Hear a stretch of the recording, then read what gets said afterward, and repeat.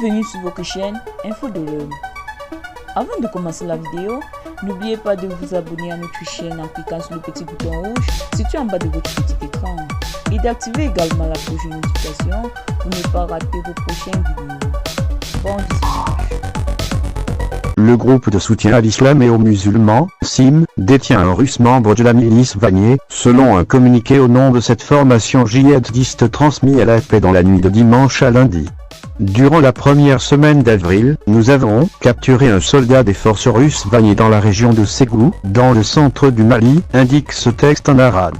C'est la première fois que le SIM, principale alliance djihadiste Sahel, liée à Al-Qaïda, annonce la capture d'un Russe engagé sur le front de la lutte anti-djihadiste dans le pays.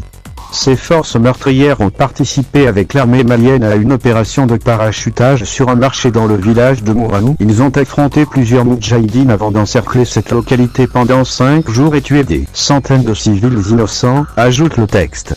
Selon le même communiqué, les moudjahidines ont par ailleurs fait face à 2 opérations de parachutage menées par les mercenaires au-dessus des falaises de Bandiagara, à 70 km de Sévaré, centre du Mali, MDLR.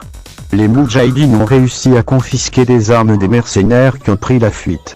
Le Mali est plongé depuis 2012 dans une crise sécuritaire profonde que le déploiement de forces étrangères n'a pas permis de régler.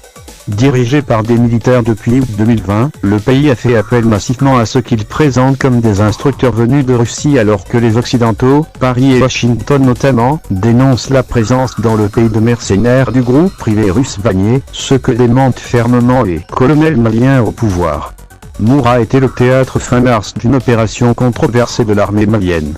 Selon les autorités de Bamako, les soldats maliens y ont neutralisé 203 djihadistes, mais l'ONG Human Rights Watch, HRW, accuse des membres des forces armées maliennes, FEMA, d'y avoir exécuté sommairement 300 civils, avec l'aide de combattants étrangers.